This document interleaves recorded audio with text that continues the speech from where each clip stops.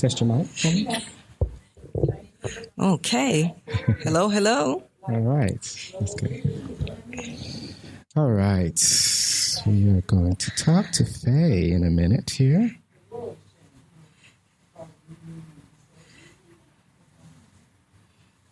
right. Okay. Thank you very much. Hey, Faye, how you doing? I'm doing fine. I'm really glad to be here, and I really appreciate Black Talk Radio allowing me to come again to talk about the 4th annual Sacramento Black Book Fair that's coming up the first weekend in June.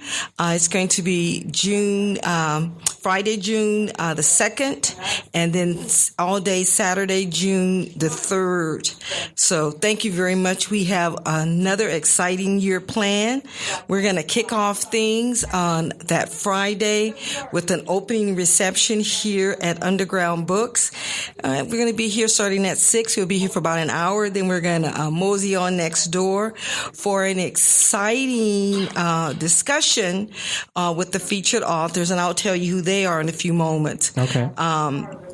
But this year's theme is Black Books Matter, the truth of our many selves and how appropriate. And this year, the book fair is particularly special to us. One of our longtime planning members and a dear friend of mine, I've known her since the 80s, Carol Borton, died quite unexpectedly this year, back in April, just last month. So we're dedicating this year's book fair to her. Carol played a crucial role in the book fair. She was the originator of Books on Parade. That's part of the book fair.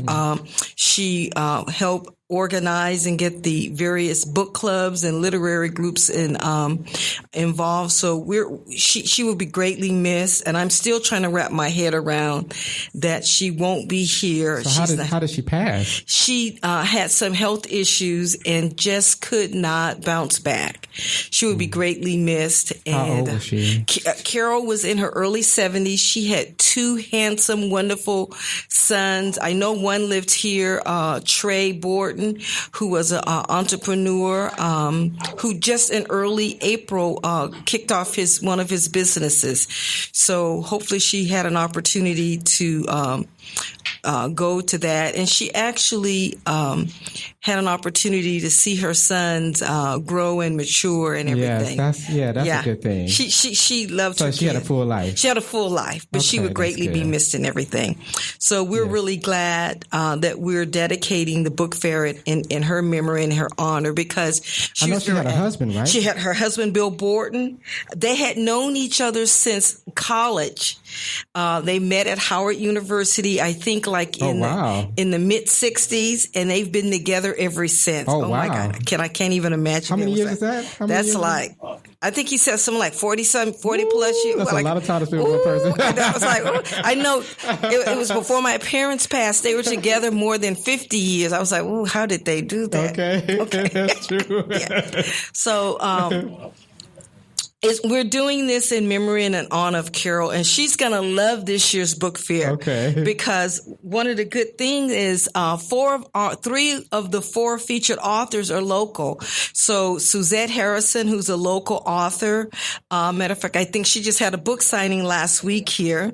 And then Indigo Moore, who is a poet, who's also Sacramento's poet laureate. Yeah, he just voted in. Yes. So he's going to be one of our featured authors. And then someone who's very familiar with the show, Ayana Simone Fabio. She's a children's author. Her book is just wonderful. I spent this past year taking her book on the road, Paint a Rock Day. Okay. It's about she's the wife of Marichelle Brown. And she's the wife of Marichelle. Which is one of our host's wife. Yes. So that's very cool. It's a wonderful book for children. So, and then we have someone who's from out of state, Yvette Johnson, who is from Arizona, if my memory serves me right. So we're really lucky that we have. I've always known that we had wonderful talent here in Sacramento. And so hopefully we want people to come on out and partake in the book fair. And one of the things we always like to stress to people that it is the most It's the least expensive thing in town to do because it's free. Yes. You have an opportunity to engage with some wonderful authors and writers firsthand. Everything is free. We also have something for children. We have the Kids Zone that's going to be Saturday from 11 to 5:30 at Underground Books, and that's free. We're going to have wonderful activities for kids again, so we encourage people to come on out, bring the children at the Brick House Art Gallery this year, and we appreciate. So what ages are welcome there? Or? We're as young as 18 months, although last year we had infants participate. Then we're also partnering with several groups. So we're going to have a hula hoop contest. A hula hoop contest. Okay. The National Council of Negro Women, under the leadership of Tommy Whitlow, is going to be organizing and conducting a hula hoop contest. So come on out. What would they win? Oh, I'm not going to tell y'all what they go win. Okay, but it's for they're going to win something. It's for children, teens, and guess what? Old folks like me can participate. And it's great exercise for children and as well as adults. So it's the hula hoop contest. That's going to take off around 12:30 and everything. But we also have something in the morning on that Saturday morning. We're going to start our morning off with Books on Parade. Okay. That was originated by Carol Borton. And we definitely are going to dedicate Books on Parade. And once again, we have Grant High Drumline will be participating in that. So come on out and join us for Books on Parade. We're going to gather over at Women's Civic Improvement Center. That's in the heart of historic Oak Park at 3555 3rd Avenue. Matter of fact, Women's Civic Improvement Center, also known as WCIC, will serve as the headquarters for the book fair. So no matter what time of day you arrive for the book fair, we want you to report to or go to Women's Civic Improvement Center, aka WCIC, to pick up your program, to touch bases, and find out what's going on.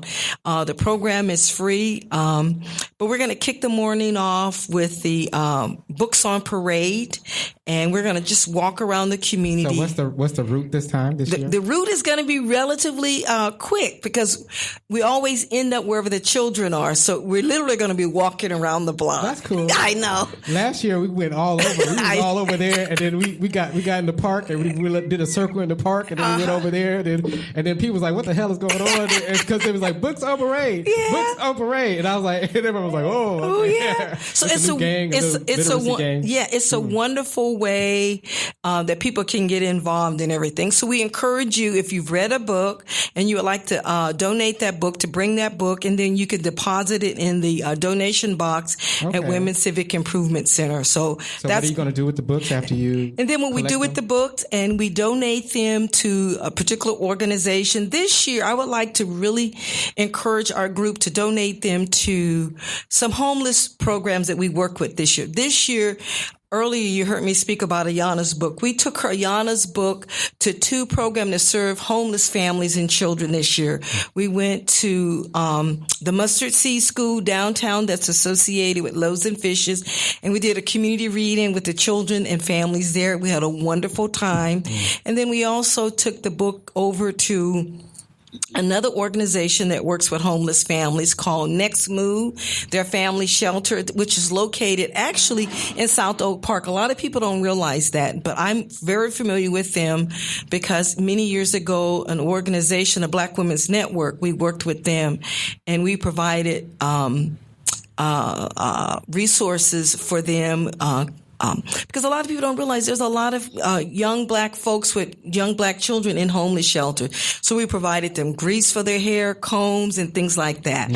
And so we decided this year is to involve them in the book fair and do reading with the family. So it was really fun. It was very rewarding for all of us and everything. Cool. So yeah, because they people too, right? They peeps too. Yeah. They're our peeps too. Yeah, they need to do something for the kids. Yeah, have fun. And it's one way of introducing literacy and books to children at a very young age. So we had kids there as young as like 18 months, and we had a few teens that participated with us. So we had a good time at both sites. Yeah, that's good. Yeah. That's good. Yeah. So we have the kickoff. The kickoff. The after party. The after party, right. The next day is the book parade. So, so after we do the panel discussion at the Guild Theater, we're going to be there till about 9. Then we're going to mosey on across the street to the Brick House Art Gallery, see some beautiful art, party a little bit. But we don't want y'all to party too hard because we want you guys to be able to go home, rest a little bit, and then get back early the next morning around 9 for the kickoff of the book fair. And last time, when we got there to the WCIC, they had coffee. Yes, we'll have refreshments for it. We'll have coffee. We'll have tea. We'll have fresh fruits. We'll have granola bars. We have all that for you. So they can come and act like they're going to march. You can come act like you're going to march. And then have some coffee. Talk about eating. And then at the end of the march, just be there like, whoa, just be gone. March. but it's not very far. And one of the things I like about the book fair is that it's walkable. And Lord knows in our community, we need to do exercise because it improves our health. It actually improves not only our physiological health, but our mental health when you get up and you get the moving. And we really need that. So not only are we introducing you to books, but we're feeding your mind and we're feeding your body with some good exercise and some good healthy foods and everything. So we're really excited about this year's book fair. So we would like for you, if you want more information, you can always go to our website. It's a very hard website to remember. SacramentoBlackBookFair.com. And one of the things we want you to remember, everything associated with the book fair, other than when you have to buy the books, but everything else is free. It's a family event. You can pack up the children, bring them down. Last year, we even have people bring their pets and participate with us. We don't encourage you to bring your pets to the parade because we think the drums may scare the dogs or whatever, but bring the entire family. There's something for everyone to come and participate in the Black Book Fair. There'll be authors throughout the day on Saturday. There's nothing happening this year on a Sunday. In the past 3 years, we had something on Friday nights, all day Saturday, and all day Sunday. And I don't know what we were thinking about. We would go home crazy and tired. But this year, we're going to not have anything on Sunday and kind of like rest and recuperate and everything. Let people. So it became a 2-day event. Now it's a 2-day event, and we may revisit Sunday. I hope we don't. But anyway, we're looking forward to it. And so one of the sites that will be one of the venues we have, it's going to be at 5 different venues. In the past, we've had up to 10 different venues. So right here at Underground Books would be one of the venues. Okay. The other venue I spoke about earlier is Women's Civic Improvement Center, also known as WCIC. Also Brick House Art Gallery, the Guild Theater, and then not far from the bookstore, literally up the street, if you stand on the corner and look up the street, is the historic AKA house. It's owned and operated by one of the very historic sororities in town, and they actually have partnered with us since the inception of the book fair. So it's we always tell people about the importance of the AKA house, and we're also looking for volunteers. So if people have a few hours, we encourage people to give us at least 2 hours. And one of the things that volunteers will have an opportunity to do is go on the tour ahead of time, and you can see the various venues. It's not that far, particularly this year. It's not that far. I don't think it was that far before, but this year, everything literally is within a block or 2 blocks of each other, and you could stand on the corner and see all the different venues and everything. Did you mention McClatchy Park? Was anything going on out there? Not this year. In the past, we've had things at McClatchy Park. In the past, we've had events at the food bank. In the past, we've had events at McGeorge Law School. This year, we've listened to people, and we kind of like consolidated things and made things a little bit more compact. One of the disadvantages every year during the Black Book Fair, it gets hot. Yeah. Last year, if you remember, it rained the week before, and I was like, what am I going to do with all these kits and this equipment? And then leading up to the book fair, it was incredibly hot. It was like over 102 degrees.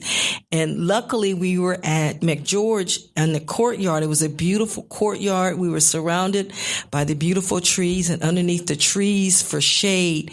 But it was very, very warm. The first year was 107, if you remember. Mm-hmm.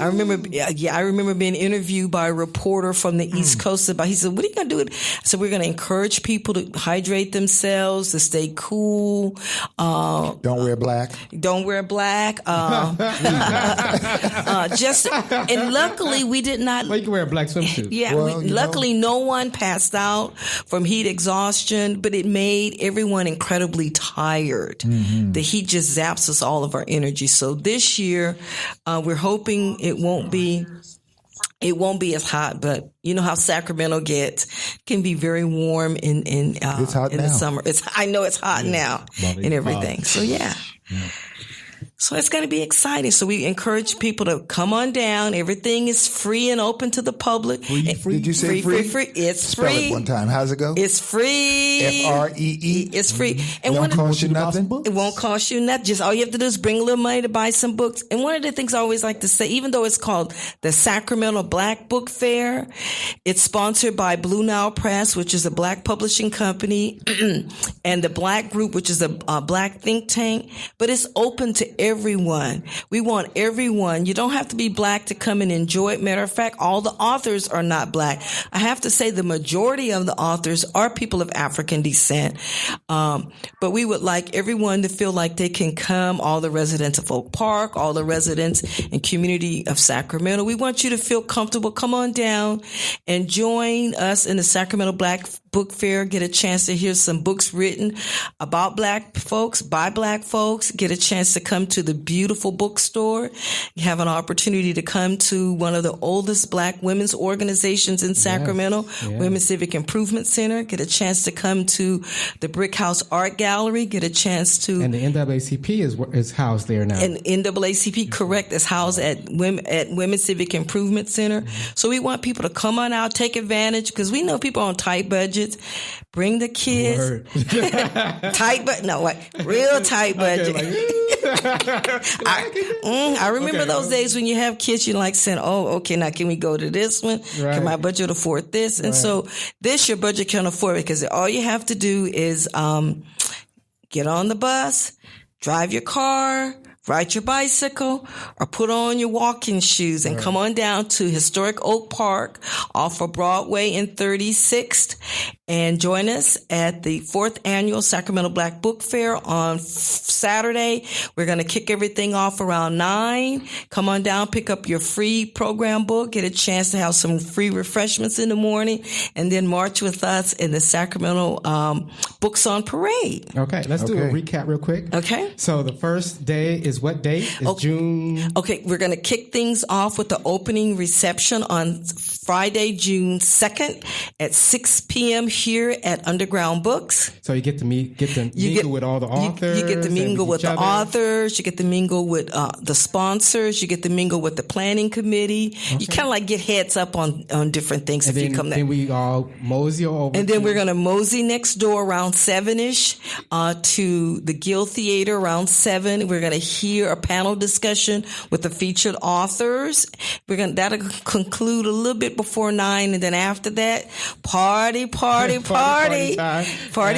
at Brick House Art Gallery. We don't want you to party too hard or too late, because we want you to go home, rest a little bit, get the kids ready for the next morning. It was really nice last year. Yeah, it was really good. They had a band. We're gonna have a band. I'm not sure if it's the same band, but they're gonna have a band. There's gonna be lots of refreshments, and you can sit outside in the cool in the backyard and everything. So it's gonna be fun. Maybe read the book that you purchased here earlier in the day. Yes. Yes. Just bring a over there. candle Yeah. because it's dark. Yeah. Oh, yeah. Bring some candles. Yeah. Candlelights. I'm sorry, y'all. You know, Well, just bring a candle. Do a little Abe bring a Lincoln. candle. So it's going to be fun. Have a wake. Yeah. Okay. And then the second day. And then the second day is June 3rd. On Saturday, June 3rd, we're gonna we encourage people to come join us for the Books on Parade, and you have an opportunity if you have not seen or heard the Grand High Drumline. Yes, they're very good. They can cut up on you, make you want to dance. I forget I'm old. I just want to dance. Raise the roof. Huh? Raise the roof. So it's going to be fun. And then from there, you can go hear various authors. You can take the kids to the Kids Zone. You can just really enjoy yourselves and everything. Okay. And everything's free. So check us out on our website, SacramentoBlackBookFair.com. It's such a hard book website to remember, but I think you can remember. It's just like the name, SacramentoBlackBookFair.com. Yes. So everybody come on out June 2nd, June 3rd, and I'll be here there. in the Oak Park. And very cool. Thank you. No, Faye, thank you for coming out. Thank and you. sharing all that. Yeah. Oh, good. Black Take Book care. Fair. Okay, Sacramento Coming Black to your Book Fair. neighborhood soon. Bye-bye. Thank you. Thank you very much. All right. Next up to the to Sacramento Black. I was going to say Sacramento Black Book Black Fair. Book Fair. Black Talk Sacramento is a new business here in Oak Park, and it's called Huglife. I'm gonna invite her up. Have a seat. Did you say HUD life? Yes. Hug or HUD? Hug. Like as in hug me? Yes, yeah. Okay, let's talk about this. Yes, sir. Yeah. Not hit lock, but Huglife. Oh my goodness. Yeah, you want to get a hug? Okay, no headlock. No headlock. Right now.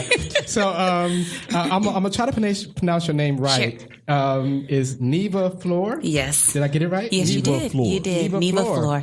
So Niva N-I-V-A. Yes. And, L-O-R. Yes. Got it. very Thank good. you. And Huglife by Niva Flor is a conscious lifestyle brand curated by Niva Flor, Ph.D. Oh, this is a doctor. Oh, yeah. Come on now. Dr. Flor. Call it what it Builds is. around the idea that meditation, sound, art, and fashion can be used as ways to empower ourselves to participate in our own healing and with others in the shared experience of healing. Hey. So she has a website, is huglife.com. And put your hands together for Niva Flor. Yes. What's up, Miss Neva? Hello there. Hug. What did you say? Hug life. Hug life. Yes. Is that anything like Thug Life? Well, it's a play on that. It's a the play on opposite it, of but I that. get that. Absolutely. Right. I get that. Absolutely. That's innovative. Yes, it's very contrasty. Actually, my son made some T-shirts recently that said Hug Life. Really now? Yeah. Well, him and I need to We connect. need to talk. What's that now? Okay. All We all right. need to talk. If you need me, call me. Okay. Okay, go ahead. She has a very wonderful store. I bought some hair product, and I use it. Hey, now. I use it a lot. Yeah. I try to keep it all together. Yeah, keep it my hair- moist. I'm a guy. Yeah. So I'm like, I'll be like, I'm out of here, yo. We have beard stuff too, just so you Did know. you look down? I was trying to show you my hair. Okay, yeah, it's Wait, stuff is concentrated here. all the stuff is here. All this stuff is here. Yeah, so we got you too. Yes, we got you too. Yes. So, so tell us about Huglife, because I know that you're from Oakland. Sure. Yes. Did you have a store in Oakland? Or? I did not. No, Okay. I did not have a store in Oakland. So I'll say this: I'm actually originally from the East Coast. Okay, me too. From New Jersey. I'm from New Jersey. Hey, Girl, I'm from where you from? Teaneck. I'm You get a from lot of New Passaic. Jersey people around here. We gonna Family, talk. we already know. We already know. So, but I've been between LA and Oakland. I've been in California now now in Sacramento. I've been here for about 20 years. So I've been in Oakland for about 10 years. But Huglife did begin there. Essentially, it kind of came out of a very painful, reflective time in my life when I had discovered that I had, unceremoniously silenced the very creative, good core parts of myself. And for me, that was, divine love and infinite joy and gratitude. And so I needed to create, sort of a mantra of sorts of how to recenter those things, in terms of being at the core part of who I am. And so, it was a bit of a call and response, a call of action to myself, kind of an act of self-preservation. And then also, how might I connect with women of color, Black women and other people of color, practitioners of the holistic arts to center our experience as agents of that change. And, that a lot of that came from my own experience in kind of holistic health and recognizing that, people of color were very underrepresented in that industry, both as leaders of that industry and practitioners. And a lot of it comes to, really comes down to not feeling included in yoga spaces, for example, not seeing ourselves represented in yoga spaces. Because I remember reading an article, and it was a Black lady. She was doing yoga in a yoga space, and one of the white patrons was bothered by her presence because she said she looked angry and she felt threatened. She wasn't angry. She was in pain. She was trying to work it out. Trying to figure it out. But I'm just saying is that sometimes like our facial expressions and things like that is not really, conducive to some certain spaces because they're not used to us. Sure, exactly, right? Absolutely. So they were like, "Oh, she's serious. Yeah, she looks serious, but she's not. She looked, oh, she's about to attack us." Right. And it was an interesting article. Absolutely. So I definitely understand what you're talking about. Absolutely. I definitely understand. Absolutely. Yeah. So do you have yoga times at the Huglife? Yeah. So what so my actual form of yoga is a style called Nada yoga, which is, many of us are very familiar. Not hot yoga. It's not hot yoga. Okay, it's not big room. You I don't like know how y'all do that. I don't do hot yoga. I like it. I'm like, You like it? Yeah. I mean, it's fantastic for you. If you can get into the zone, I mean, for those who are practitioners of it, they love it. I've tried a few classes, I struggled a bit. Funky up in here. I struggled, but I mean, it's definitely a very, there are a number of different medicinal benefits from doing the hot yoga. But I do a style that's actually not as popular here in the West. Mm-hmm. Many of us associate yoga with kind of the movement kinds of yoga, the hatha yoga.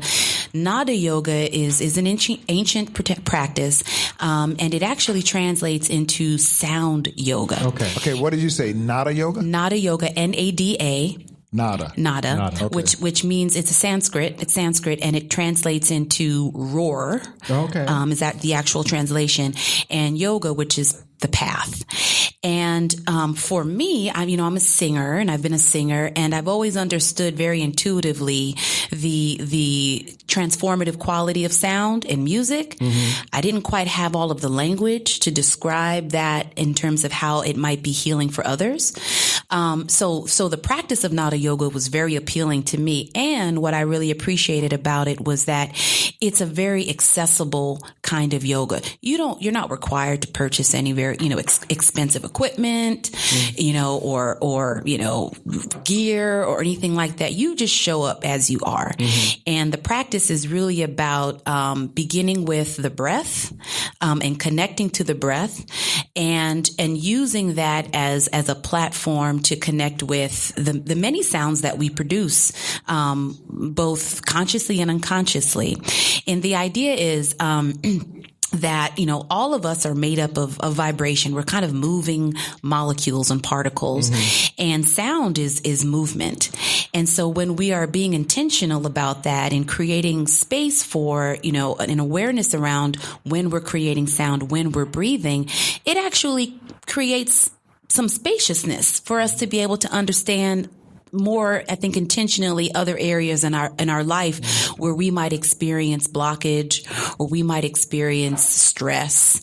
And it creates a healthy practice to sort of check in. I think a lot of folks think about yoga as kind of like, ooh, you're kind of out there.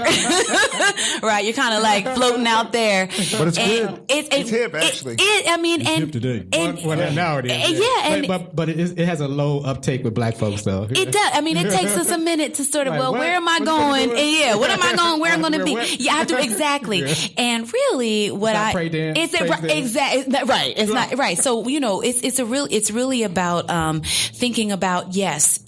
For some people, the practice of meditation and yoga does there is some euphoric kind of experience that comes along with that. But really, for me, it's really about less about out there and really about in here. right? Connecting to ourselves, because we have so much using sound knowledge. instead of movement. You're using vibration. We use vibration instead of movement and posture. So what that looks like, we do what they say, toning and tuning of the voice. Absolutely. Yep. He's a singer. Okay. Oh, so he already knows. You already know. Yeah. You already know. So yes, using the sound of the voice, the natural tones of our voice, to connect with ourselves and with the universe. And we, sometimes we'll use instruments. Sometimes we'll use pre-recorded music from other places. A lot of times we use music, that's very unfamiliar to people. So you telling me you don't use no James Brown? You know what? If James Brown is called into the space for a reason, we bring in James Brown. Okay. Because I think that he uses some other kind of words. He does. One time. Hey now. He got it. I mean, he was all about this, and that's the effective quality of sound. It doesn't always come in words, and we know that when we think about the Black tradition and actually the African tradition and the diaspora. I mean, when do you see a group of people sitting together and you don't hear okay now, all of those affects is the call and response. It's recognizing the power of the moment. It's calling attention to it, right? It's validating what is. It's igniting. It's all of those things are real. And unfortunately in the West, we've been told to quiet those things, to silence those things. Because they've been saying you loud. Because you're loud. You're disruptive. You need to sit down somewhere. Sit down somewhere, which calling up all that, why you bringing all. So it's about reclaiming all of the things that are inherently a part of who we are. And also repurposing. So that we can create a more consistent practice for that. Yeah. So now I'm going to ask a question since all that sounds groovy. Yes, sir. What has been the response to you since you've been here? In Sacramento? Yes. Well, so we're relatively new to Oak Park. Yes. We opened our doors officially in January. Where are you located? We are on 33rd and Broadway. So 2 blocks up. Two blocks up. And I'd say that the response has been good. We've done a number of targeted events where we've called, I'd say, more smaller curated events, and we just tried for the first time a winter series where we had a series of classes. I offered sound meditation classes. We had Tai Chi, and we also had Kemetic yoga, and we did that all through the month of March, and we had a really good response. And what we're doing now is we're trying to figure out, those were all night classes. We're trying to figure out, hey, if we tried some morning classes on the weekends, we're trying to figure out what's the best way. Try to get your footing. Try to get the foot in and get people out. But again, I think that for a lot of us, we have some ideas about some of these practices, and a bit of the work is sort of pulling back the veil that these are okay. Number one, and right, because you have a lot of, they were like, oh, this is hoodoo. Yeah, right. And there's a lot of skeptics, and honestly, these practices are all intended to be companion pieces to what you already do. Right. It's not intended to turn you into interdenominational. It's for some people, yes, it may become a spiritual practice, but it's not intended to take over whatever. Exactly, your own spiritual. You can still go see Reverend Ike on Sunday. Indeed, you can. Right. Amen. Pass the biscuits. And you say pass the biscuits, and it's so funny because for me, I was raised in the Black church, and as an adult, I've brought in a lot of different kinds of spiritual practices into my life. And so part of it is integrating what I know with some of the traditions that I know are not as familiar, to our community. So I might sing in a class I might sing a song for Oshun, but then I might say, take me to the water. Take me to the water. Take me to the water to be baptized, right? Girl. So we'll bring in, hey now, look, and see, what did that do? What did that do, right? You want to chime right in? And Dr. Floyd, hey what a now. combo going. So with that, and so because, because music transcends, it He transcends. wanted to give you some money. He did. Wanted to pass the collection plate. Pass the plate. Yeah, pass the plate. And so wherever we are in our own spiritual journey, we may not, agree, we may not all practice the same traditions, but music and sound does transcend, and we can connect to that no matter where we come from. And so it's really about connecting to that more so than anything else, Yeah, because I can see that vibration does, go, over borders. Absolutely. Because you can have sound just for sound's sake. Absolutely. Yes. Yeah. That just, it opens up space. Yeah. Which is what we want to do. Yeah. And I think that's why, black people are attracted to bass. We attracted to that bottom. Mm-hmm. Right? That bottom. Yeah, we attracted to It's something that's moving. That moves. Something about that vibration of that bass. Yep. And it makes you feel good. And it does. But also, too, I remember I went to a yoga thing long time ago, and they had us lay down on the ground, and I think called the dead man pose or whatever. And then they took one of those things from, I don't know where it's from that commercial, the big long thing. Oh, the didgeridoo? Yeah. And they just waved it over. That bottom. Yeah. And it was like, oh, shit. You can feel it. You said, what? Am I levitating? I was like, what's going on right now? So, academically, I was like, oh, yes. okay. So, Yeah.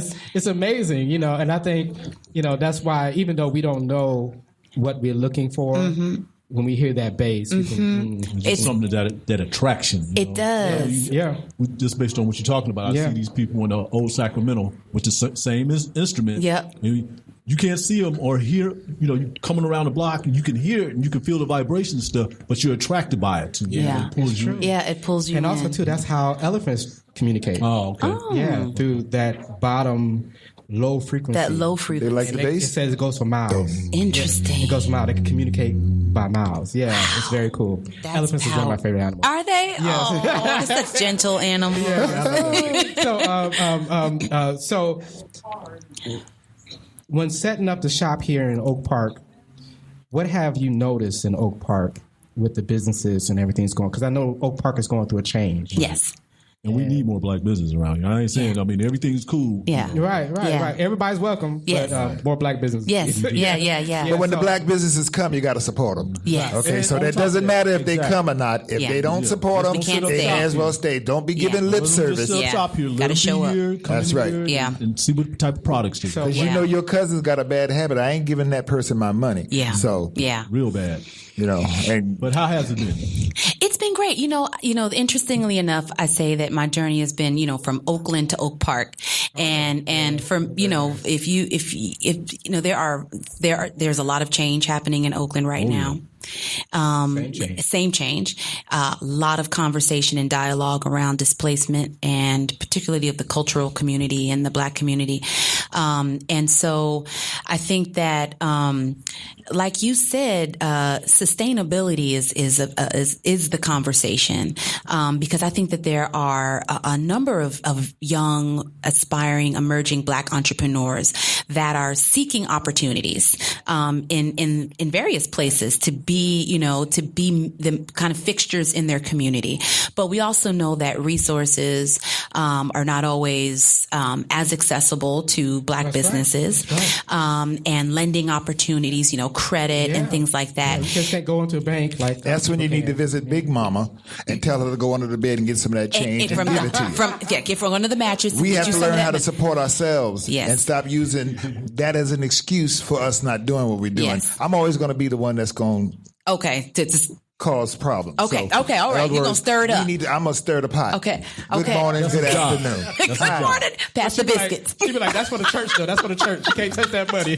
That's for the Lord. That's for Sunday. That's for the Lord. Yeah. Oh, God. Yeah, you know how it is. Yes, it is. You're like, but we don't got the lights on, but that's for the Lord. That's for the Lord. You know, we can't eat, but that's for the Lord. Stop it. You ain't right. You're a fool for that. It's the Oh, truth. God. It's the truth. You're like, you better not touch that money. That's for the Lord. That's right. I don't care what you do. You can't, you know what I'm saying? That's right. Touch that okay, money. yeah, you be having Fruit Loops for breakfast, lunch, and dinner. Don't touch that. That ain't That's for you. the Lord. That ain't for But you. that's $500. That's for the Lord. That's not your $500. Yeah, that's the Lord's $500. Yeah, no, but I do feel very embraced by the businesses that are here in Oak Park. Mm-hmm. I've been supported by the businesses here, the Black businesses in Oak Park and the community. And I think that, it's an exciting time. You know, I think that change can be very uncomfortable and certainly, we have to be watchful and mindful of that change. And we have to be present and visible and vocal. And we have to be, part of the change. A part of the change. You can't let these changes happen and you become absent and then sit around and complain about what's going on and you're not there. Listen. So if there's changes going on, get in the middle of it. You have to get in it. You know, get your hands dirty. One of my mentors said, you might have to be the skunk at the garden party. Hello, smelly. You know, absolutely. And I think that, so I've like I said, in the time that we've been here, we have felt embraced and supported by the community, and we want to be a part of it in all the good ways that we can be. Yeah. Mm-hmm. That's great. Yeah. So I'm going to come and check you out because, I get into a wonderful shop. Oh, I thought that was feedback. I was checking my. You was like, levels. Don't mess with it. I'm on that note. You got it. I got it. Yes. Okay. It definitely sounds like a story idea for the observer. So that's right. Absolutely. You need to go and check it out. Definitely do that. Okay. Yeah. Because it's a lovely shop. You go in there, be like, you automatically feel the warmth in there. people need to know. That's a good thing. That's We need to know we got Black yoga. Yes. That we are here. Ain't nothing wrong with it. Black No, yoga. We do have a with yoga that. center here at 33rd and 6th Avenue or 5th Avenue? Is that the Oakland Healing Arts? Yes. And we actually have an acupuncturist, Right. a woman of color acupuncturist, Right. Tanisha, In that same facility, who is there. She has a community acupuncture clinic. We got Black acupuncture and Black yoga. Yes. So we have options. Yeah, We have options. We got options. So Explore those options. yeah. So that's what we're really excited about. So we're gearing up for the summer, and we're trying to again bring in continue the classes that we've been offering, and also we're also looking to partner with other healing practitioners, wellness practitioners. So if you're in the area and you're looking for a space, an inclusive space to launch your practice, I mean, that's part of why we're there. We're here. And so for those of you who are beginning and want to connect, we are here for that. Tell them where you are again. So we are on 33rd Street and Broadway. 33rd and Broadway. 2648. 2648. 33rd Street. Okay, you got your cheat sheet. I want to pre-apologize because I came a little bit ill prepared. And Lawrence, I'm going to connect with you after. Okay, very cool. It's so funny you guys talked about candles. So I make soy candles. Get out of this world. Yes, sir. So I wanted to gift you those. Wow, ain't this fancy? Sorry, I'm so sorry. Look at this here. Look at Huglife by Niva Flor. Nice. Yes. This is you got packaging, girl. Yeah, you definitely got us. You really going uptown. Thank you, Dr. Yes. Oh, well, Doctor, you're thank so you. welcome. Let me So, see. when you come home at night and you want to relax, that's meditation too. Turn off the lights. There it is. Put on your favorite record Light and a you sit candle. down. Put on your favorite scents in the tub, and relax. And that's all part of it. So I want us to very be nice. here. I want us all to be here. Yeah, absolutely. So Wow. Yeah. Huglife. yes. So if you're interested in the Huglife, you can go to huglife.com. Also go and visit them at 2648 33rd Street. and check them out. And what days are you open? Because I know that you have certain days that you open and not open. Yeah, so right now we're open Wednesdays through Saturday. Wednesdays through Friday, 1 to 6 p.m. and Saturdays 10 to 5. Okay, so you can get off work? You can get off work on Wednesday. Come on by, say hello. And again, and one of the big things, I think one of the things that I'm most proud of, we partner with women of color, both local makers and artisans and women from all over. And we have natural, safe, hair, body, bath, and body home good products. We have a men's line beard, care, kit for our brothers. And we also have, candles and other, goods, sage and Palo Santo and just, all the kinds of things that we need, to be all right. Okay. So I'm just going to say, I've opened up my candle bag and I'm smelling whiskey plus leather number 3. And I gotta tell you, it's a beautiful thing in the neighborhood. Y'all need to smell whiskey plus leather number 3. You need to own one.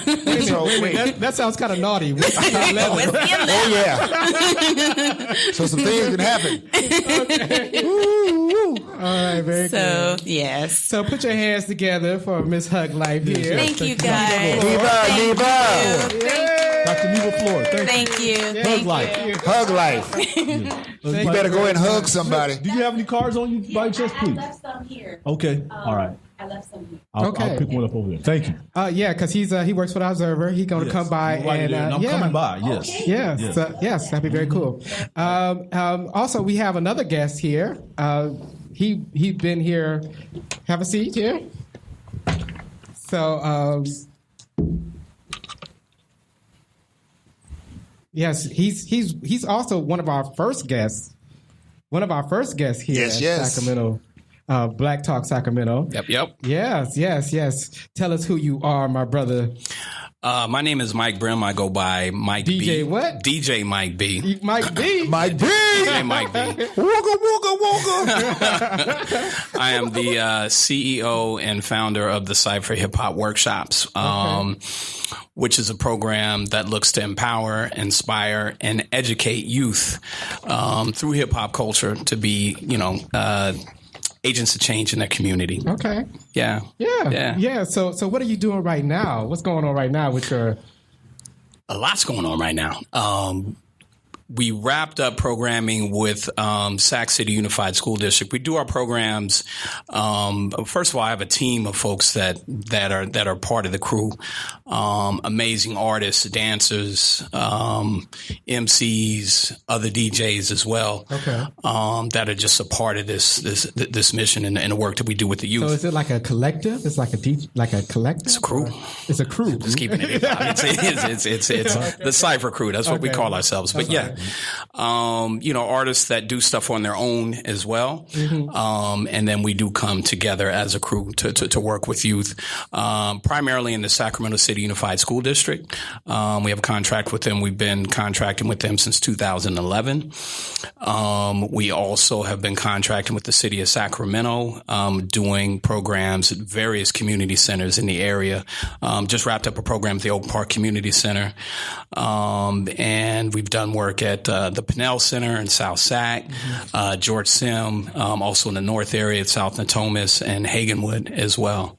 So, we're wrapping up our programming with Sacramento City Unified School District. We have one site that's going right now. We're working on a mural at Leah Tata Floyd Elementary of Leah Tata Floyd. Oh, yeah. Yeah. And she, Broadway. Yes, sir.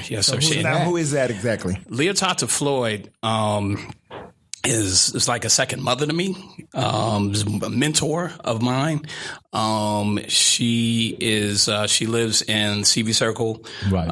Or Marina, what do they call it? Elder Grove and Marina Vista. Marina Vista, right. Elder Grove and Marina Vista. And she's a matriarch. She's a matriarch of that community. As well as Elder Grove, she was actually, when I met her, was when I first moved to Sacramento, maybe about 81.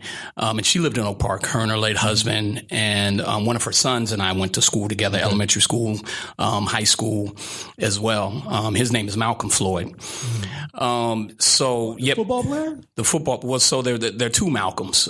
Big Malcolm is the one I went to school with, and Little Malcolm, and he played in NFL. And Little Malcolm also just recently retired from the San Diego Chargers. That might be the one you're thinking of. Yeah. So anyway, she was, she moved to CB Circle in the early 80s, and my mother and I moved to New Helvetia, and we reconnected, Malcolm and I, and she was very active in the community, volunteering with the Police Athletic League, volunteering at what was then Jedediah Smith Elementary School. They changed the name to her. They changed the name. After her now. Yes, sir. The principal at the school at the time, Billy Idlet, led that push to rename the school after her, which just made sense. And it's powerful for these kids in that community to be able. She still lives in the community, by the way. Very cool. She still lives. Alive. Two sons that have been in NFL, and she still lives in the community. Yes. So, cool. And she lives right across the street from the school. Right. Yeah. So, one of the things that we do in our program, the graffiti portion of the program, is we look to add to the campus. We're talking about being agents of change in their community. Our focus in the schools where we work at is to that community is the school. Mm-hmm. So we are putting together a nice mural of Leah Tata Floyd, which because we're really proud of. How old is she? 90% of the kids that go to the school live in that area. Yes, sir. Yeah. Probably. And they all know who she is. And they all know who she is. Yeah, she still volunteers at the school. How old is she? She must be in her maybe late 70s, early 80s. Okay. Yeah. Right. Yeah. That's still active. 80s. I do know. Yeah, she's still active. Very cool. Very active. So we're wrapping up actually this Friday at that site. And I'm actually gearing up for what's looking like it's going to be a pretty busy summer. Just signed my first contract with the Oak Grove Unified School District, doing a summer program at one of their elementary schools. Waiting to hear back from a grant from the California Arts Council to be able to do program at Rosa Parks Middle School and Woolsey Wood Middle School. Mm-hmm. And we're also going to be doing stuff at libraries in the area, also with Sacramento Public Libraries. Okay. And a program at George Sim, which I'm really excited about. Working with teens, especially high school students, can be difficult to get to get them to kind of step out of that step out of their shells and be open-minded, the comfort zones, and we all got armor that we're wearing at some point or another, and it's really thick at that age because it's all about being cool and right. But we're looking embarrassed. Yeah. But we've been doing programming. This will be our third summer there, and the majority we work with a solid group of maybe about 23, 25 youth, teenagers, mostly in high school. I'd probably say maybe about 90 to 95% of them are our babies, African American babies, Black and brown babies that are in the program. A couple of Southeast Asians. Yeah, so it's really great. That's one of my favorite sites to be able to go for that reason.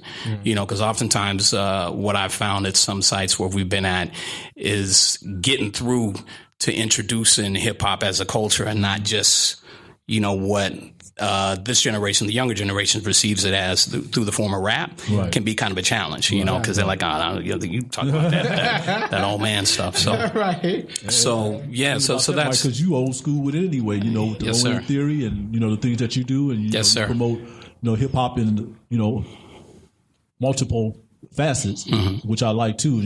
And you guys, I can't say young professionals anymore, but you are all professionals. Yes, sir. Keep that dream alive. So yes, I'm also a member. Thank you, Brother Tony. I'm a member of the Lowen Theory Collaborative, which is a nonprofit that focuses on using hip hop as an educational tool. And we are going on year 5 of doing a hip hop and education conference at Sacramento City College that targets high school students, specifically juniors and seniors, and also college students as well. And it's just a day-long conference at Sac City College. Starts in the morning, starts usually around 8:30, wraps up around 4:30. And it's, number one, getting kids on that college campus is important to kind of break down those misconceptions. That's what I love you guys for. You do a great job of getting them, kids from all over too. Yes, sir.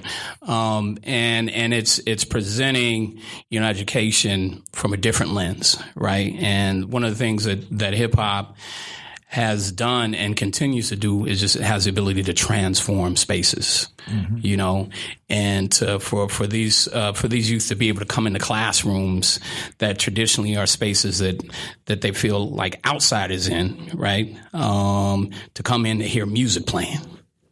See some turntables set up on the side, see some people spitting some rhymes, it's powerful. So we average maybe around between 225 and 250 youth. And we're in the process of possibly expanding, and there's a lot of stuff I can't really get into on my crew. Okay, it's all good. But really looking to bump up those numbers to be able to reach more youth. Yes, not birth yet. I'm sitting up here talking about stuff that hadn't even come together yet. But I just know a little bit. So it's called vision. It's called vision. Yes, sir. Yes, sir. Very cool. So, what got you into DJ in the first place? What was the spark that made you say, "Hey, I want to DJ"? So when I was a youth, I mean, my introduction to hip hop was 1979, Rapper's Delight. Like most of the world outside of New York, that was their introduction to hip hop. And I was like 9 years old, so I fell in love with rap. And the next element that I got into was, I would pop and stuff back in the day. Didn't really get into breaking. Yeah, so exactly. Okay, that's it. No, that's okay.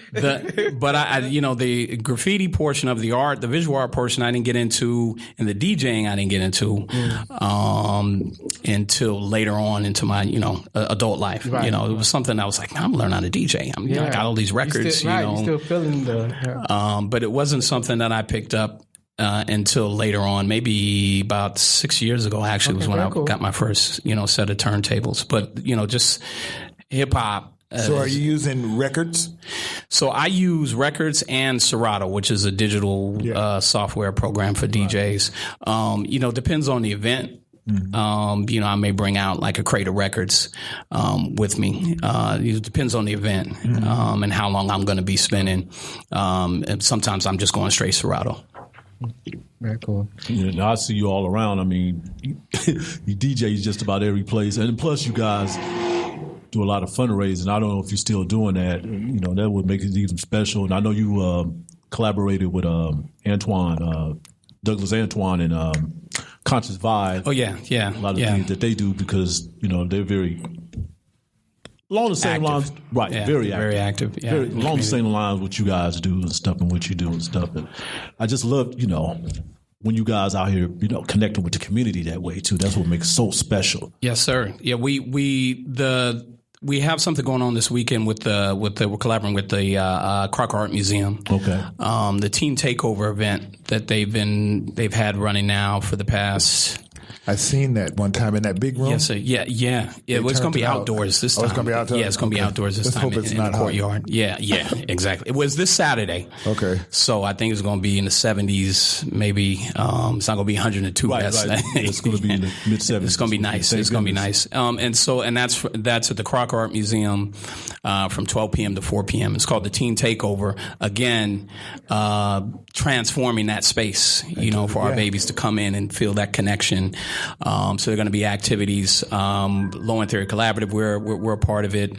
Cypher Hip Hop workshops, myself and some of my B-boys are going to be there. Soul Collective is also going to be a part of that event. And Chalk It Up, Sacramento, is going to be a part of that event. And so it's just, a day for the target population is obviously teens, Teen Takeover, but it's families as well, so young teens kids need a ride. Teens, what's Right, they need a ride. Yeah, teens need a ride, right? They need a ride, so it's for adults too. Yes, sir. Yes, sir. Yes, sir. And the younger babies too, as well. And they're chauffeurs. Yes. So how can people support what you're doing? I mean, do you have like a donation link or?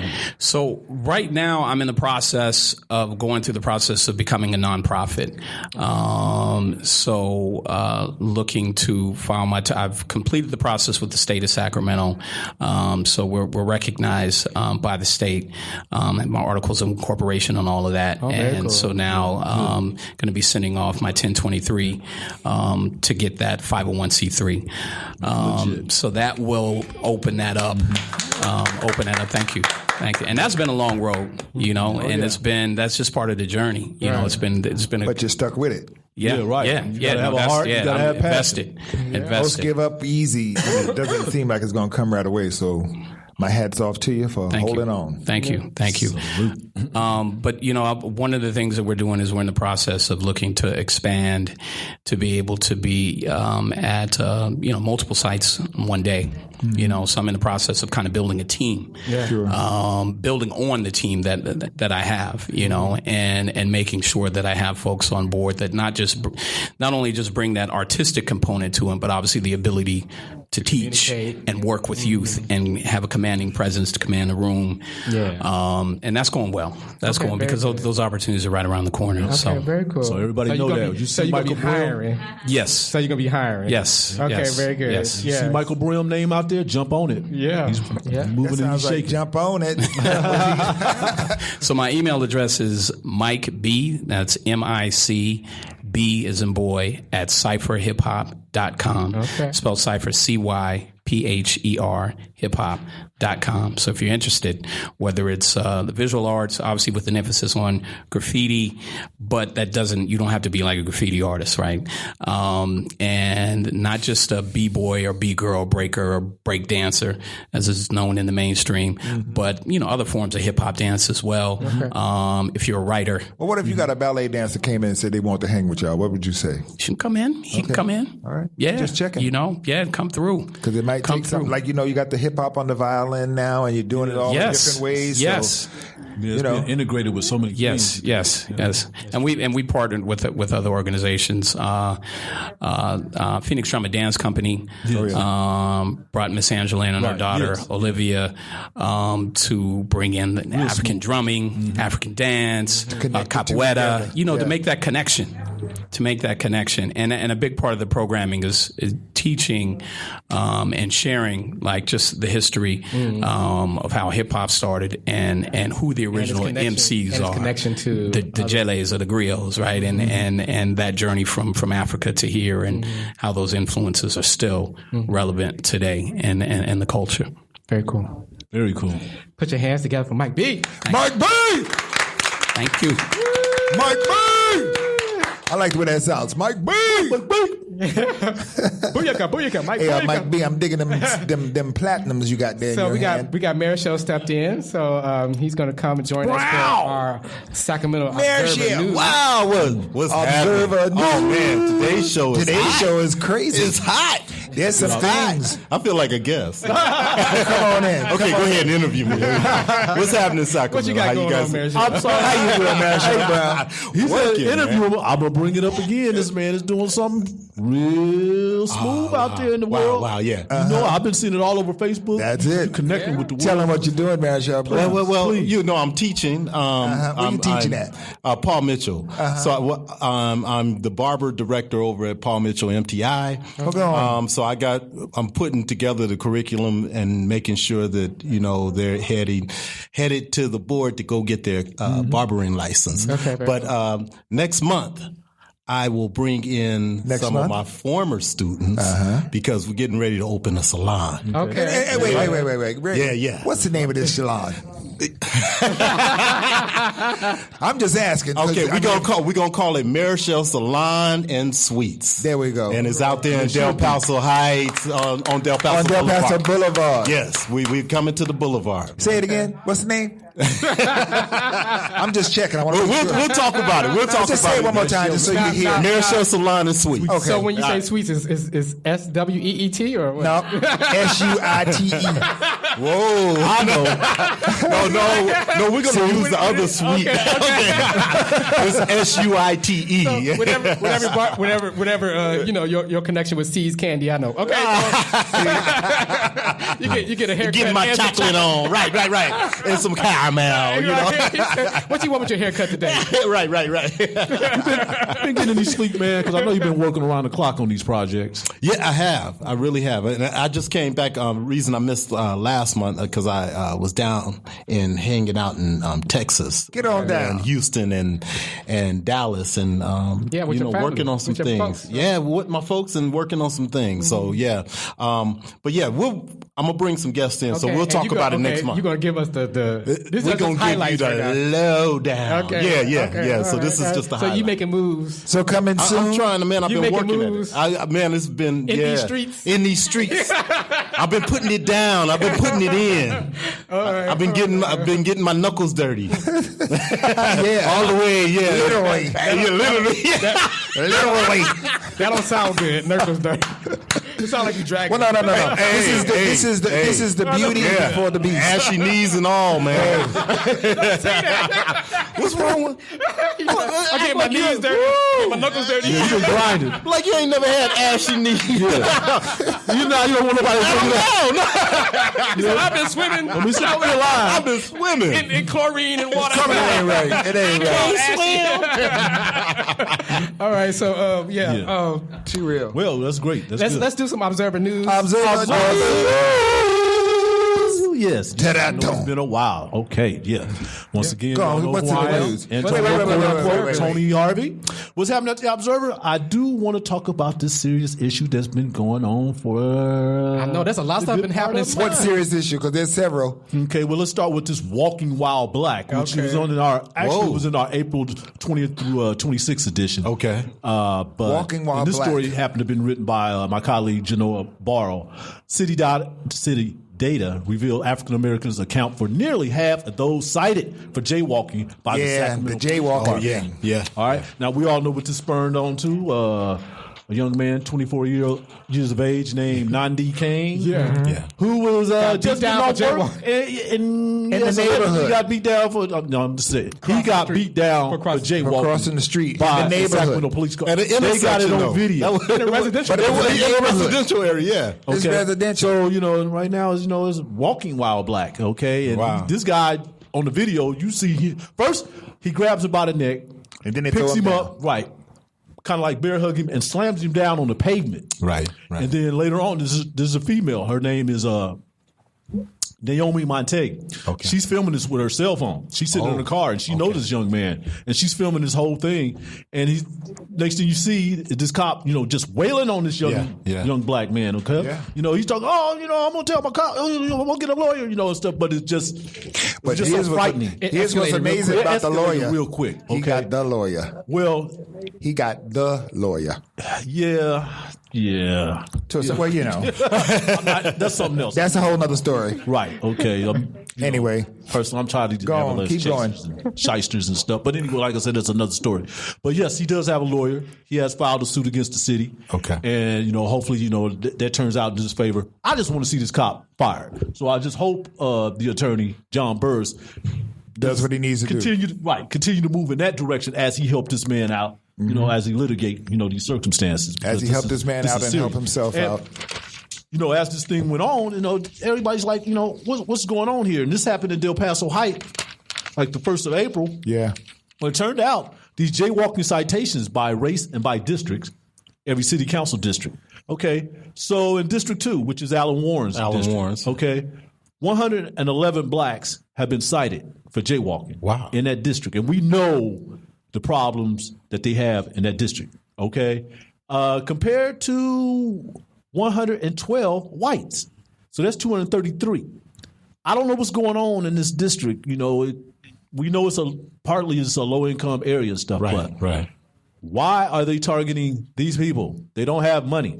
Okay. Right. If anything, just cite them, get them in infraction, and tell them, and tell them, hey, don't and then after this. a couple of if there seems to be a problem, citations, but it seems like it's a little bit more than that because in this area it's much higher than any other district. That's crazy in the city, in the whole city. So what's really going on here?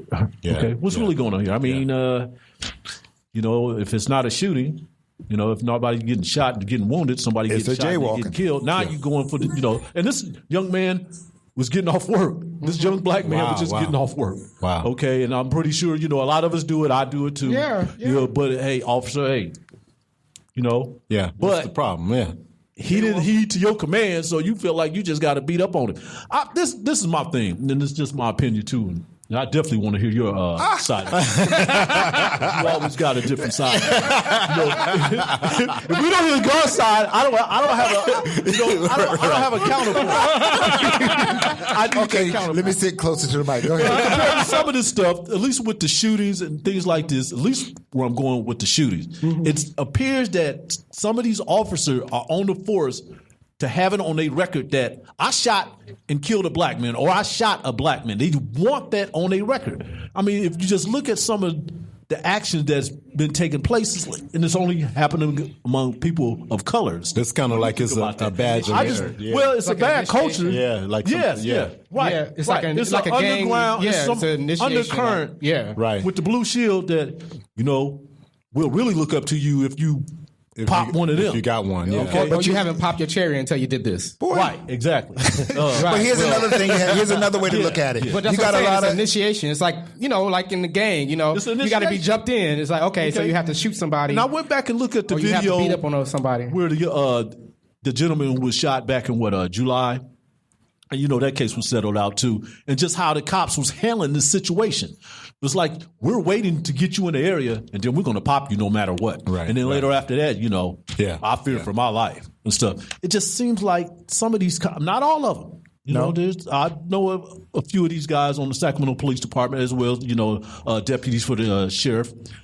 Not all of them, but it just seemed like somebody out there just wanted to have, I want it on my record, that I'm going hunting today. I got somebody right. And I got somebody of color. The karma's amazing. But, there's a lot of situations that's a problem, and I'll speak to this. You get a lot of policemen that come straight out the military. Yeah. So they're programmed to be these guerrillas. Nothing personal about the military because I appreciate the fact that you save us and protect us in all 9 yards. But Uncle Sam comes in and programs you, but when you leave, you don't become deprogrammed. So you don't know when to turn it off. You don't know when to turn it off. So when you become this police officer, the people in the street become who you might have been fighting in the war somewhat. If you know what I'm saying? I agree with you on that. But I think that there are an alarming amount of people of color that are being targeted. Sure, but what I'm saying is a lot of the people, a lot of the police officers, whether they're black or white or green or purple, they go to the military, come back, first job that they get is a job as a police officer. So since they've not been deprogrammed from the military, they're still carrying the military things. Think about Elk Grove. Elk Grove has an army arsenal of equipment, tanks and all that other stuff ready to go. So who actually knows how to use this? I would like to see the percentage of police officers that have been in the military because some of them don't. They come from down south. No. I'm not saying. I'm not disagreeing with you because I'm just saying I would like to see what that percentage is of those that have been in the military compared versus to those that haven't, and then those that have on their record, have shot and armed somebody that was really not out of control. But some of these policemen they get their anger from elementary school. The little black kid beat me up when I was in elementary school because when I become old enough, I'm going to become a cop and I'm going to beat up every black person I see. To get a badge, and that is so true. So that mentality is there too. So, well, I would like to see a comparison of how many cops actually police the same neighborhood they live in. Oh well, we already know that the percentage of that. We already know that most of the police are. They're probably coming from Rockland and every place else. Elk Grove and everywhere else. Yeah. Jacksonville somewhere. Because, you're like, you got to, if you see that person off, when you're off duty, and then you're on duty. For the right reasons. When I lived in New Jersey, the police in my hometown had to be from my hometown. So when you came up, if a cop came outside, you knew the policeman. Mm-hmm. So if you did something wrong to me, I'm going to knock on your door. Well, some years ago, I want to say about 15 years ago, I remember when the Sacramento police officers, the unit was trying to make sure that they bought in, they had houses in the area. You remember when they were doing that? Right. And then all of a better rate on the houses. Yeah. And then all of a sudden that kind of disappeared because they were saying that the police officers really weren't living in the area. Yeah, they would have about the schools, right, something like that. Yeah, for their families and stuff. So and most of them are afraid to live in an area, especially if they're doing shaky stuff. If they slimy, they're not going to live in the area where they're policing. Because you have that revenge. sitting right in it. I know where you live. They are not going to live here. How many policemen you think police Oak Park live in Oak Park? I'm just asking. 0.0001. Okay. Or 0.0000000. Period. So what's next? Okay, yes. All right. So moving on. Okay, the Sacramento Unified School District Board of Education has selected Jorge Aguilar as the next superintendent for the district. And cool. He would Jorge Aguilar. And he was just confirmed last Tuesday or Wednesday of last week. So, yeah. Christina's cousin. And as we, I don't know what's going on with the Sacramento Unified School District, but it seems like every other year. Is he from out of town or is he? He's from the Fresno area. But it seems like every other year they have a superintendent. So how's this? How can it be stable when, Does anybody know his record as far as what he's done? There's one thing, though. I think this is his first superintendent job. Okay, now he just worked closely with education. Okay, in some matters and some offices, but I think this is his first. Okay, so maybe the board want to go with something fresh, something new. Right. So he was cheap. $250,000 a year is not cheap. I'm just saying, compared to somebody else that had experience, he probably was the cheapest. Yeah, well, that's another thing. But they also might be just getting somebody that's brand new, so they're not seasoned and dated. They want somebody new to come in with some fresh ideas and stuff. Yeah. Somebody, and this guy apparently, that's one way to look at it. See how old he is. Can't be some. I think he's around his 40. Okay, so don't quote me on that. Kind of young, he's around his 40. But yeah, you want somebody based on the picture. So it'd be interesting to see, a year from now how.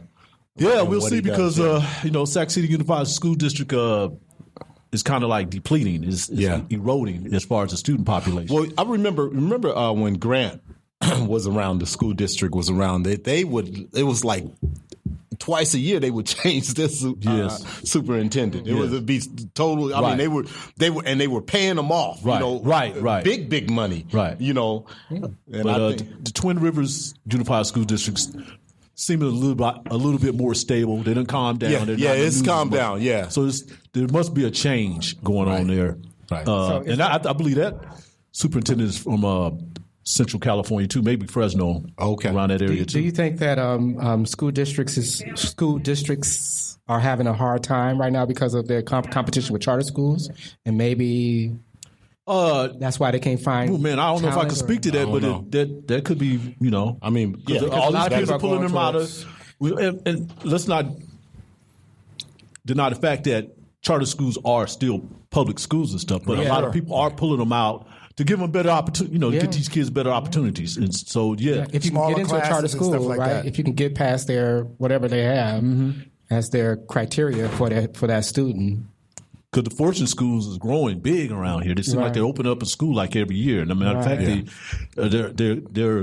they just opened a high school, right? They're opening a high school, but this high school is going to be in connection with Cosumnes River. Yeah. So it's like they're going to be complete high school. They'll have college classes. Yeah. Yeah. So this is what we're talking about, a charter school, right? And this is what you want to see a regular kids school direction that you want them to go into. Right. If they want to have these opportunities in the future. So it is changing, and then. Yeah, that's probably another reason why, the enrollment is dropping around these areas. It's changing because people are having a choice. There's a choice. Mm-hmm.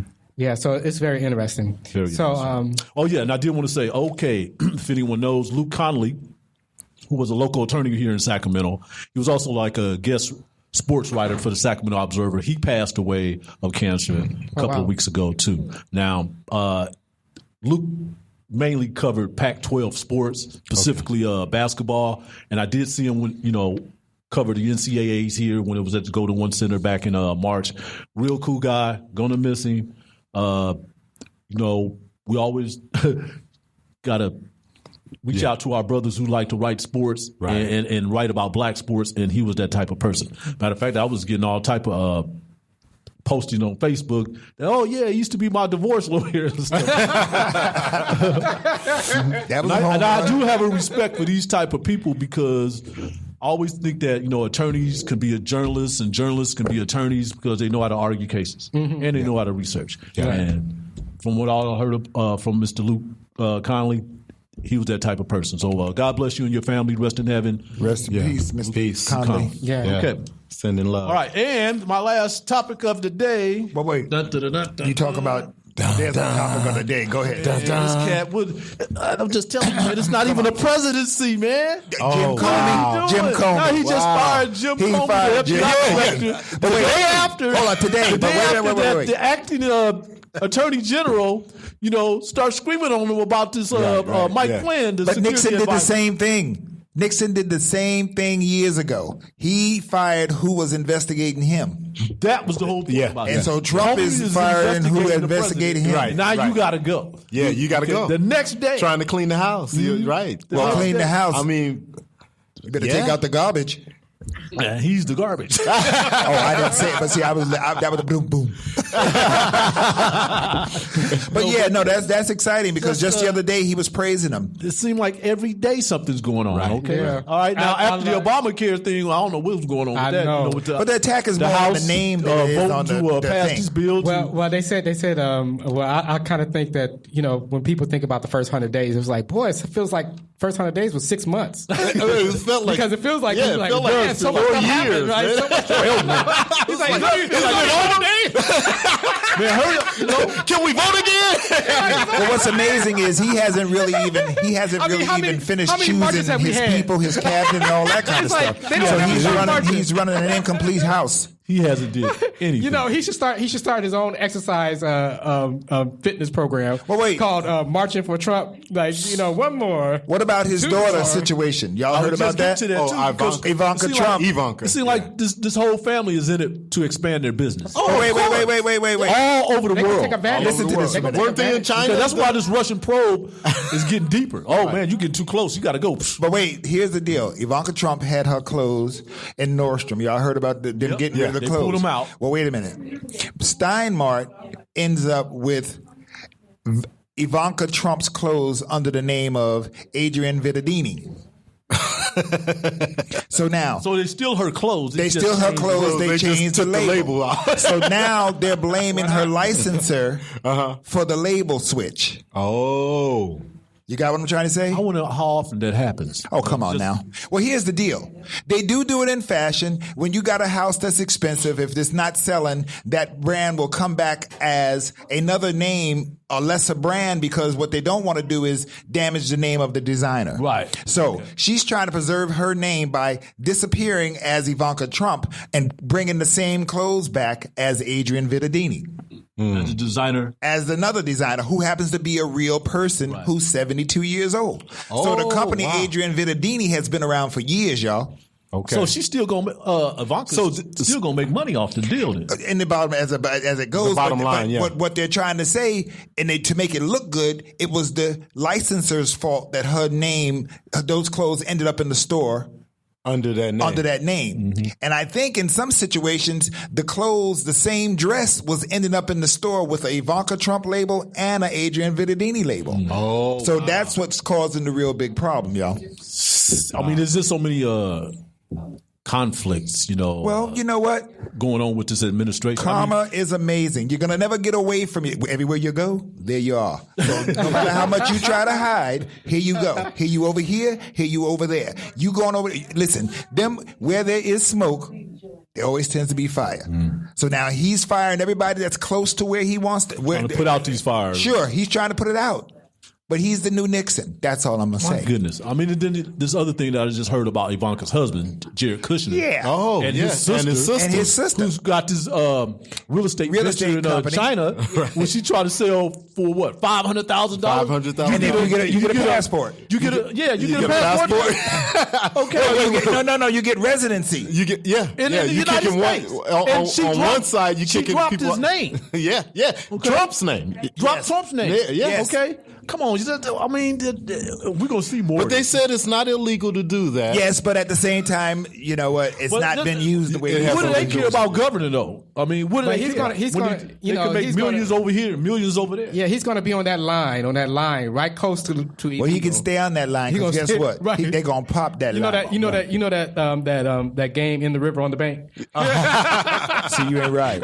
In the river on the bank. No, Okay, but- let's do the fast fire events. Not events, fast fired news shows. News show Okay. topics. News. Wait, did you guys talk about? You may haven't already the Black Book Fair. Is that Yes, we Yeah, did. yeah, Okay, Faye okay, on cool. her. We had Miss Faye coming go out. over See, I'm cool. So we have Faye on her. All right. All right. Tupac's mom, Tupac's mom. Shakur, died at age 69. Yeah, She died. that was a while back. No, that was A while back. Oh, it was 2016. Yeah, I'm gonna say that's, But she did die. But she did I die. know Yeah. she died. She haven't came back. Yeah, She ain't here. I didn't know she died. She ain't doing no Houdinis. It's okay. Okay, Well, all we right. just and they're getting ready to come out with the movie. That's so, right. right. Uh-huh. Yeah, it's cool. She's still dead. All eyes on me. The film is coming. That's right. In case there's some people out there like me, Afeni Shakur has died. You Afeni guys. has May she And rest we in want peace. to send our love and our condolences A year and our ago. prayers. North Carolina hog farm spray manure around black communities. Residents fight back. North Carolina, billions of gallons of pig feces and urine are collected in lagoons mixed with blood and rotten pig body parts. What are you talking about? The waste falls to the floor. It flushed out into open pit like a cesspool. It's easy for big hog operations to have as much waste as a medium-sized city. What? And then they take that Toxic toxic mess. liquid and then they pump it skywards. They spray it out. Oh. When and this all happens in black neighborhoods. So they spray it out into the air and the black the people that live in neighborhoods, they don't even go outside because it's raining feces. And stuff. What? This is in North Carolina. Why? What is the What are purpose they of that? doing? What's this? Why are they doing Well, it's that? Big Pig Farm.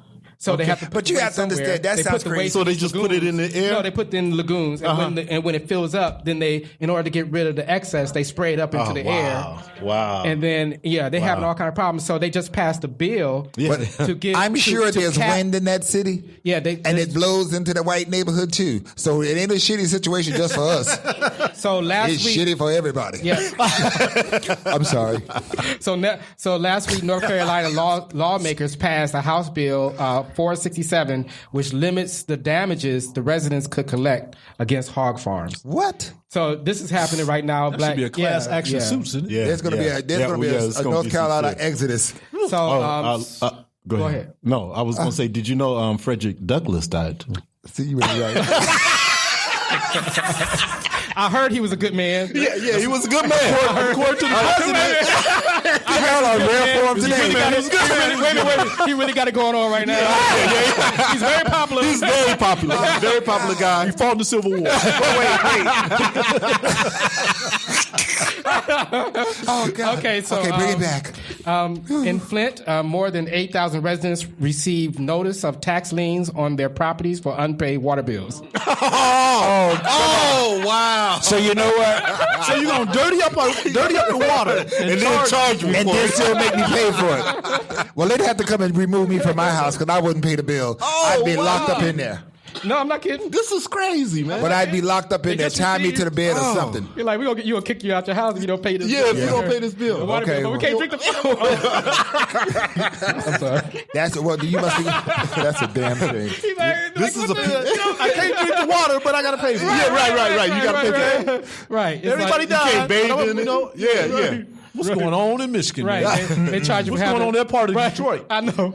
The hospital charge you for having for giving birth in your car. You ain't right, boy. We're gonna charge you for giving birth in your own car. It's sad. Yes. The House votes to repeal Obamacare. They're repealing the name. That's all they try to do. And they cut nearly $900 billion from Medicaid. It's not even replaced. They are repealing it. That's but they're cutting from Medicaid. They're trying to. It's in the Senate right now. Yeah, right. And what's happening is the residents are raising hell. Did you see them people on the news today? Yeah, they are pissed off. They are pissed. All on the sidewalk with masks on their face are going to vote for it. And them senators going to them town they halls. black people they've been talking to. Huh? This is not black people. No, they're talking to their own. No. Well, all right. These are not black people. Here's the deal. A lot of people didn't realize that Obamacare was your friend. Yeah. But see, you have to understand, Obama, for all the years that we've been trying to get free health care in America, Obama has been the only one that has gotten it this close. Right. So now, if Obama had been George Swanson, then it would have been okay. But see, he's Obama, and he did it. So that's why it wasn't even it was a right wing plan. Well, he just accented. Oh yeah, he danced with it. Who was the guy that he took it off? What was his name? He was a presidential candidate. What was his name? Oh, Mitt Romney. Mitt Romney. Yeah, it's Romney. He was the governor of Massachusetts. He took a lot of. Romney plan. He took a lot of. He modeled it. Well, no, it was. Most of it, he took the template and built on it, right? And then still had to fight his way through, to push it in. He's like, but see, at the same time, what's that thing they keep saying? I have a what kind of care, something's wrong? Like what do they call that? A pre-existing condition. We'll help you out. That's what we're here, man. What I'm trying to be. What I'm trying to say. Say it one more time for him. Come on, say it. We got you. Say it. A pre-existing condition. Y'all know what I'm talking about. So here's the deal. Here's the deal. It's a big deal. No. But here's the deal. This thing is going after women. Women have situations that happen all the time. So this is a pre-existing situation. I call it a pre-existing situation. Condition, yeah. The situation is a condition. So what I'm saying is the whole world about to fight. A pre-existing situation. But you understand what I'm saying? Yeah. No, I'm with you 100%. He said, "We're right here." I'm just saying, we're here, and it's crazy. It's insane. But people are realizing that it was what wrong. they had that was passed by Obama and the the party. Your mother tell you don't was get your water to the well run dry? Well, it's going dry. It needs some work done on it. They wanted. Hey, it was helping. People wanted Trump in because he was going to clean the swamp. Wait. Right? I got something. He is the swamp. Republican. wait a minute. Breaking news. Republican bill still exempts Republicans in Congress from repeal of Obamacare protections. Come on now. So they exempt themselves from the repeal of Obamacare. So they keep their Obamacare. Because they needed to. Man. Oh, the midterm election is going to be something. Yes, we help. There are some clowns in the White House right now. That's all I'm going to say. The Three Stooges are in the White House. That's what's going on. And we're seeing a lot of that going on right now because none of this is making any sense. Barbara Raines got something to say. Come on, Barbara Raines, say it. Just wanted to say, so if they're exempting themselves, right? Okay, because we as taxpayers are paying for theirs. all of their medical care. Really? Sure. Right. So if we, the people, said, no more are we paying for your medical care. Mm-hmm. We're not paying for your pre-existing condition. Of being a congressman. Right? People are withdrawing that from you. Because taxpayer dollars pay for your health care. Oh, yeah. So, but we have to realize how powerful we are as people. Right. We could, it's just like we can shut this down. I did not know. They were hired to take care and look after us. So, if we want to, if we decide to, we can pull the plug. And we have that power, but we've never used it before. But I got a feeling that we're about to use the power because this person that we have in the house, I'm talking about the White House. Mm-hmm. He's abusing the power. He's going to abuse the power. Okay, next issue is a Fire Festival by Ja Rule. Remember, y'all hear about that one? Oh yeah, that was a flop. Yeah, what they get? They got some crackers and bologna. That was a flop. Well, okay. I'm gonna tell you this. So Ja Rule, That's why he was a rapper. Came up with this scheme, right, to do a music festival on some uncharted island that had nothing. and it was like, and all these rich people signed up for it. Yeah, they and then paid- they they get on the paid big plane, money. they go there, and what they get when they get there is FEMA camps. Nothing. What'd you So say? they, A FEMA so camp? they eating out of styrofoam plates. Right. What are you talking about? Are you kidding? yeah, no. This is crazy. Just Island happened. stuff. Yeah. Basically. Yeah. Basically, you saw Yeah, and, people- and their cell it was- phones died. she There said was it was nowhere to charge. ludicrous. There was Not the nowhere to rapper. charge their phones. Right, There was right, nothing. right. And he was like, it was like payback. It was like black payback. Oh my God! It was the So ultimate now payback. he's actually ruining it for other folks because anybody Yeah, else that's all- entrepreneurial black that people wants all to over try the world that, was they like- gonna buy it. That's a Because shame. all these rich white people went to see these black people perform, and then they get nothing. They get a FEMA camp, and they was like, it was terrible. But see, at the same time, it was terrible. But he intense blew it as for fuck. everybody else, though. See, next week when I want to have my trip, I can't have it because they're gonna always remind me about Ja Rule and that madness. You know what I'm saying? But that was a shame. He ought It was funny. to go put his head in the ground. People was Instagramming on my way to. They was on their private jet. they was Instagramming on my way to the Fire Festival. They get that, they be like, they in poverty. And they got stuck on the island. And then couldn't they get got back. stuck. Yeah. Yeah, they got stuck. They couldn't because their phones died. Wouldn't go back. The airline said we ain't picking y'all up. Right, because it was an experience. Did you say experiment? It was an experience. It was an experiment. Experience. It's more like an experiment. Okay, so we got two tech news really quick. We have Facebook is targeting vulnerable youth. Leaked documents suggest the firm is exploiting the moods of teenagers to benefit advertisers. So They that's do that on regular TV. well. The difference in between TV and Facebook is that they have have your input. Yeah. Yeah, they have all this information. All the information. So information usually they have like your age, the different types of movies or books that you read. Your or, favorite book. Yeah, So yeah. So if they you- have, I get it. Facebook, and a lot of the younger people put a lot of stuff up. They put on up there. too Yeah. And they have these TMI. algorithms. Too much The information. algorithms just collecting all of that. And so Yeah. they can figure out, they can figure out how you feeling right now. And Here's what I'm sick of. When I pull up in front of here, my phone tell me, you are at Underground Books. Now, wait a minute. I didn't tell you where I was going. I didn't tell you that I was going to be coming down Broadway at 4 o'clock I didn't even tell my own wife where I didn't tell my wife where I was going. And now I'm here. My phone know more than my wife does. My phone know where I'm at. You have just You be ate at wait a minute, Burger wait a King. minute, wait a minute. You be at Safeway, be like, condoms are on sale. It ain't right. He's like, that ain't cool, man. That ain't cool. All right. That That's ain't that cool. I didn't tech tell you all that. Yeah, he said, I think Brenda would like this. It ain't right. It ain't right. Shut up, It ain't Siri. right. Shut up, Siri. All right. Go ahead. Like, And then, wait. You be around your You way. see that thing? What's those things? They be having you talking. Okay, I got some hot news here. Okay. Hot news. Hot news. They don't- Fresh Breaking off the news. press. This is for the young folks. Urgent. Wake up. This is a wake-up challenge. Repost. Any parents out there or anyone that knows of any kids playing, hold on. Come back. What happened? It went off on you. It went off The on me. screen. Come back. Anybody that... What's your password? Anybody, see, it's modern. I heard that smartphones are only as smart as the person holding them. So I wasn't too brilliant on that one. My phone is hooked on phonics. Any parents out there or anyone that has or knows of any kids playing online game called Blue Whale, please get your kids off this game. It gives them 50 challenges, and the last one is to commit suicide. Oh, Whoa. Damn. Did y'all hear what I said? Yeah, damn. The game is called Blue Whale. Watch your children. Watch out what's going on. The tech stuff is really cool, but there's a lot of stuff that's opening doors to. brainwashing A lot of materials. doors are being open to things that our kids have no business being open to. And if they're keeping secrets from you as to who they texted with it in the corner and stuff, you need to snatch the phone and say what you got going on there. Because most likely you paying the bill, so you know what? cut it off. It's hard to chaperone nowadays. Yeah, but it's easy though. It's called go to wherever you got your plan at and shut it down.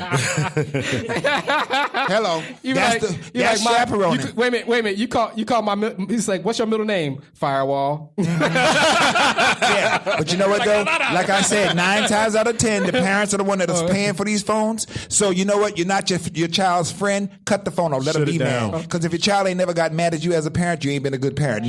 Nothing personal. Okay, so this is our last tech news. Go on with it. A guy fixed his teeth by 3D printing his own plastic braces for $60. Oh wow, that's a good one. Yeah. His teeth, because if you don't wear your, I guess the retainer, they start to separate again. Mm-hmm. And so what he did was that he didn't want to pay the thousands of dollars to get the retainer and all this kind of stuff. So he made his own mold, and then he 3D printed it, and then for $60, and then he made his own, retainer. That's cool. That sounds like that thing.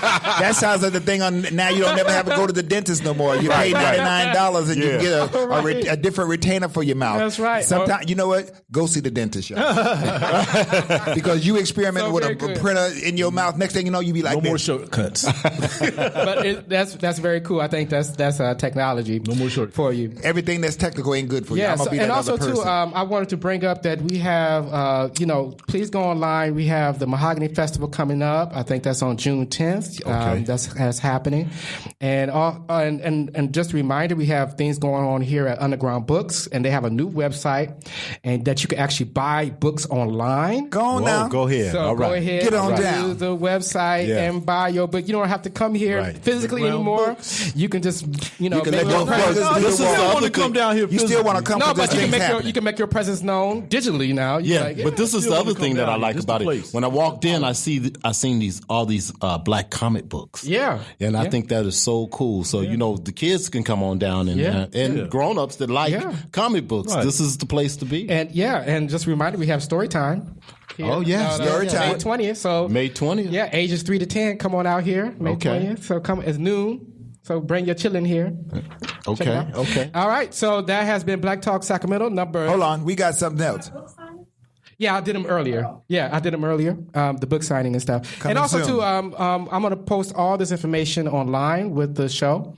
And people can get the information online with Facebook. So we live Facebook. Hi, Facebook. Hey, Facebook. Hey. And, hi. And so I'm going to put it all on the video feed so that you guys can see all the information and get what's going on. And we have this wonderful art here as well.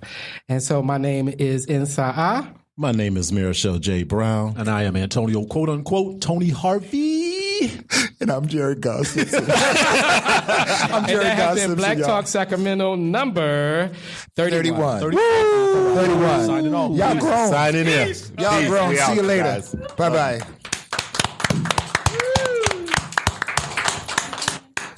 Wow. How y'all doing? Y'all work. Fabulous. Good to see you. How you doing? You guys see a lot of stuff. I work for a state agency. I work for my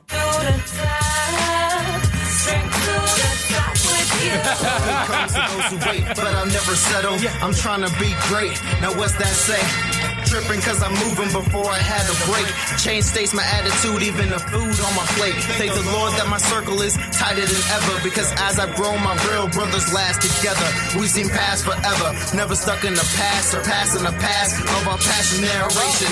Low expectations bred a fighter, belief made a writer. Swagger made this rapper dapper after the fact. Poor kid with the courage to follow his heart and use it all to change lives that had the same start. Same king on the throne, can never go back home. She no longer exists on this physical plane. Carry my home in my heart and visit when I want. And I'll do it like this till I see her again. Sooner or later, my dreams will come. Pushing to do what I've never done. I can't lose myself. I gotta stay true. Straight to the top. Straight to the top with you. Will I fly high or crash curse of Icarus, I speak this. Detailed genius, hubris, my weakness. Follow man as his pride, no matter what he's tried. Our ego is a hero in the story of life.